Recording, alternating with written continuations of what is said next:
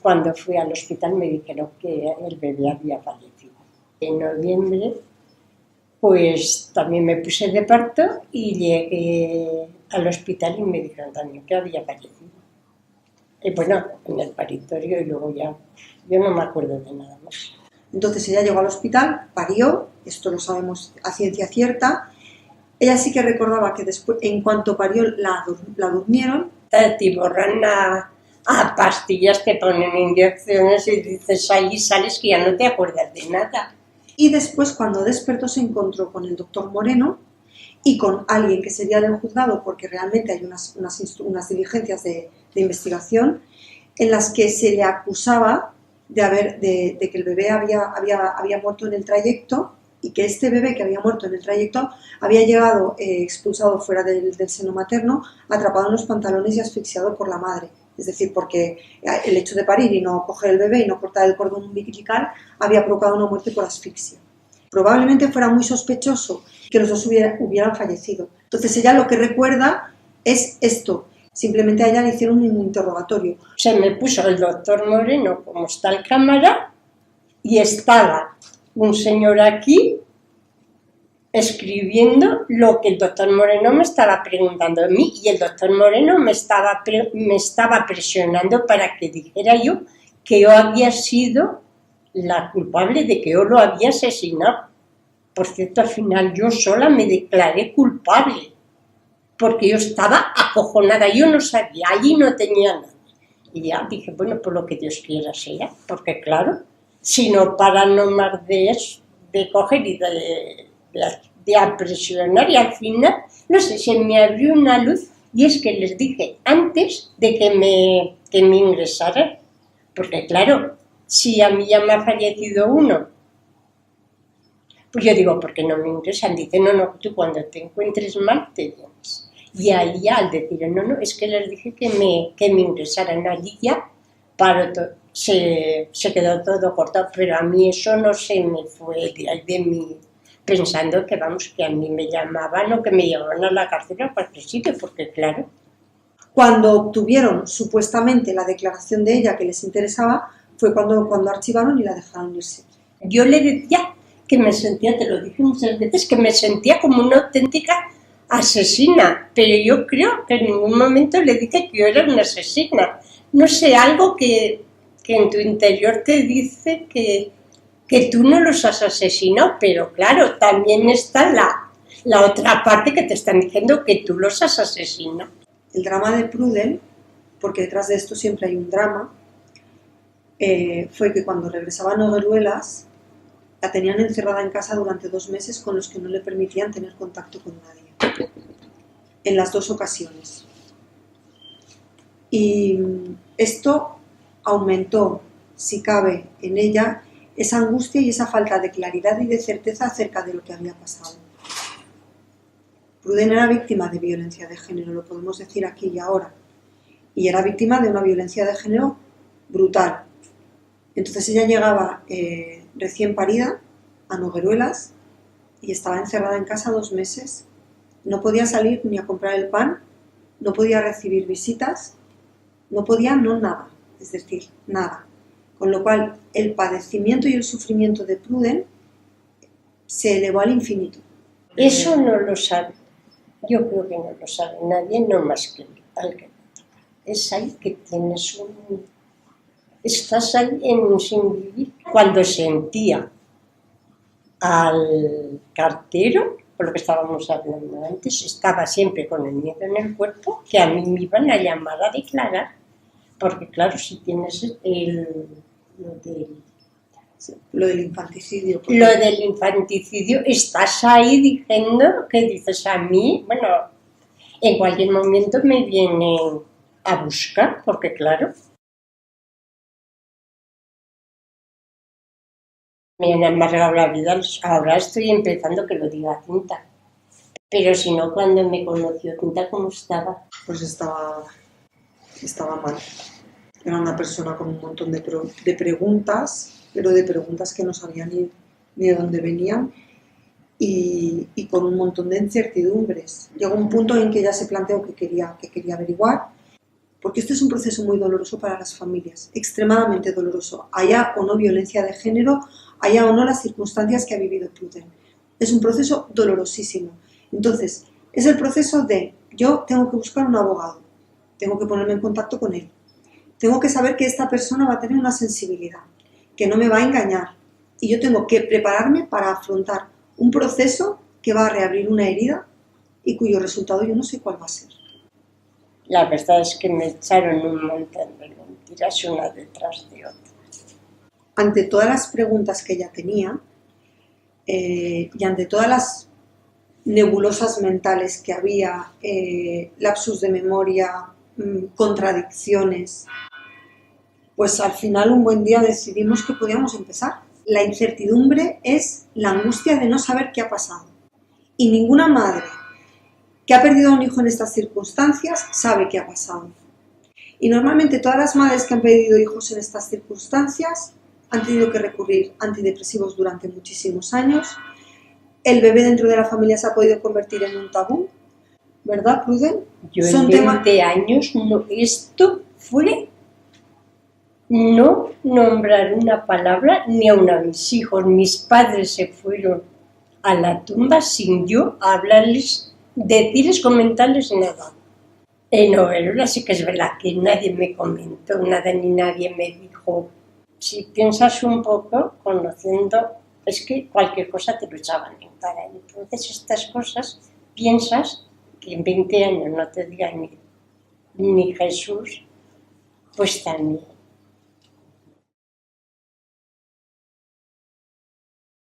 Llegó un punto en que ella se planteó que quería averiguar y se hizo todo el protocolo que hay que seguir. En primer lugar, ir al hospital, pedir los informes médicos, ver todo lo que hay, ir a los cementerios a ver dónde estaban los legajos, y después ya con toda esa información uno debe ir a la policía para poner la denuncia.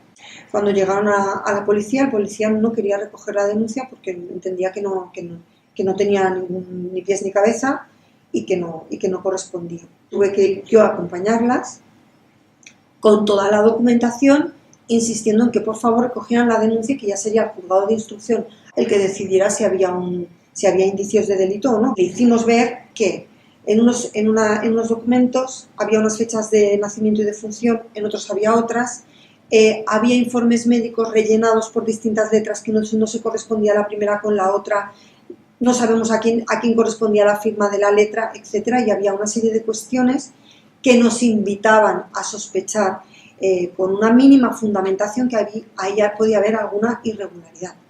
Con lo cual, al final se recogió la denuncia. Yo recibí un buen día una llamada del juzgado de instrucción que su señoría quería hablar conmigo. Me dijo, oiga, letrada, es que esto es un archivo como una catedral, porque aquí hay un procedimiento por infanticidio. Y yo lo que le dije fue, bueno, señoría, si usted debe archivar, yo no tengo elementos ya más de fuerza para evitar el archivo, pero como mínimo mi cliente, que es Prudencia, morirá con la conciencia tranquila de haber hecho todo lo posible por saber qué ocurrió con sus dos hijos. Su señoría dijo, bueno, vamos a cuadrar agendas y vamos a investigar. Lo que se hizo primero fue interrogar a los testigos, y testigos básicamente eran dos, eran Prudencia y el padre de los bebés. El otro testigo que hubiera podido ser citado a declarar era el doctor Moreno, pero teníamos constancia de que este señor en ese momento tenía un proceso bastante avanzado de Alzheimer, con lo cual ya ni siquiera se intentó la citación de este señor. El padre de los bebés fue a declarar como testigo y sin ningún lugar de dudas y sin dudarlo en absoluto, él dijo que los bebés, todos sus hijos, habían nacido en el hospital y que los dos últimos habían nacido en el paritorio del hospital, en el quirófano. No habían nacido ni por el trayecto, ni en una camilla, ni en nada. Habían nacido en el quirófano. Sí, que nacieron en el quirófano, sí, completamente seguro. Las dos declaraciones, no hubo absolutamente ningún tipo de contradicción ni ningún tipo de error, y a partir de ahí se acordó la exhumación de los bebés. Me dijeron, que los habían enterrado en una caja de zapatos y que los habían traído en overolas. Esta información la dio el marido de Pruden, sí, que los había enterrado en una caja de zapatos en Overuelas. Claro, era algo que dentro de que yo no podía entender nada, pero claro, traer un bebé de la residencia a Noguerolas y en una caja de zapatos a mí no me cuadraba.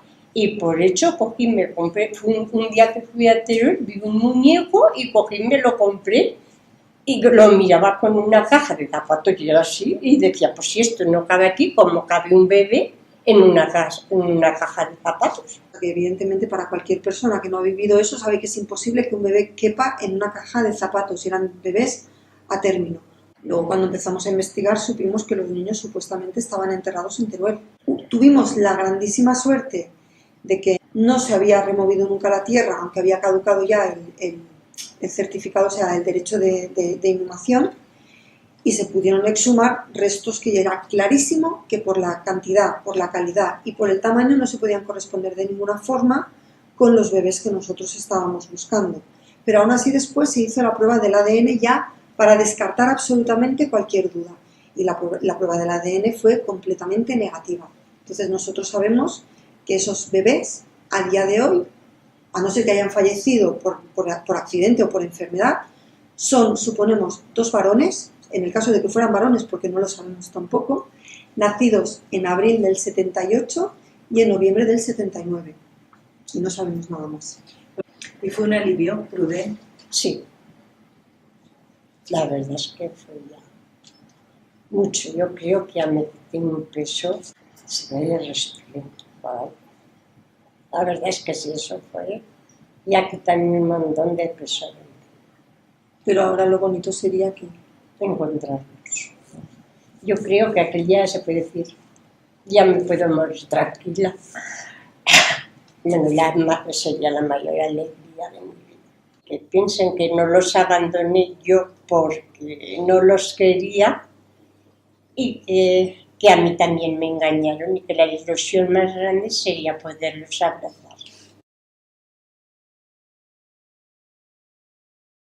Viendo todo lo que pudimos ver y constatar, podemos prácticamente asegurar que los bebés fueron vendidos. Alguien pagó por estas adopciones y alguien cobró por estos bebés. Evidentemente no fue Prudent. Es posible que existan algún tipo de archivos, un registro de bebés dados en adopción para regularizar un bebé que se daba o que se robaba. Entonces, lo que no logramos encontrar y estamos buscando es el archivo del Hospital Obispo Polanco. Yo creo que hay muchas posibilidades de poder investigar muchos casos y las posibilidades yo creo que son directamente proporcionales al planteamiento realista del letrado que lo lleve adelante. Porque obviamente pedir la responsabilidad criminal puede ser algo que esté muy bien, pero no resuelve nada. Lo que resuelve para las familias que están iniciando este proceso y que es un proceso muy doloroso y que hay que tener muchísima sensibilidad sabiendo lo que estás manejando, porque estás manejando, no puedes ni generar la expectativa de que se va a encontrar ni afirmar que el bebé existe o que el bebé murió, porque no lo sabemos. La responsabilidad criminal va a ser muy difícil de obtener. Primero, porque pasaron muchos años. Segundo, porque aunque para mí está claro que es un delito de lesa humanidad, el último caso han dicho que no lo es y que por tanto está prescrito. Pero si uno sabe que quiere realmente saber dónde está y qué ha pasado, probablemente la sensibilidad del juez que le toque será la que le abrirá esas puertas a esa investigación. Pero es que sobre todo, es más, evitar el miedo y abrir la perspectiva a poder encontrar una solución. Y sí, hay muchas posibilidades de encontrar. Por la ley de protección de datos uno no tiene derecho a ir directamente y solicitar, en teoría, ¿de acuerdo? Pero es muy fácil conseguir una orden para poderlo consultar, porque claramente uno debe poder determinar o acreditar que tiene un interés legítimo y que es una persona directamente afectada por un tema para poder acceder a ese archivo. Entonces, una vez uno acredita este extremo, puede dirigirse, incluso con una orden judicial, al archivo para ver si hay algún sobre, porque además ese archivo hay algunos sobres que están cerrados, para ver si hay algún sobre que coincida en la fecha o con el nombre, para intentar ver el rastro de tanto como hijo adoptado o como madre biológica. Hay muchas vías abiertas. No es fácil, pero no es imposible.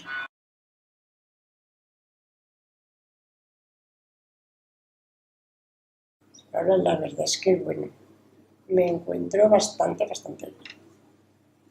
Sí, pero Por yo lo creo que menos, gracias a Punta, el rencor, el odio y todo lo que tenía dentro de mí, eso se me ha ido.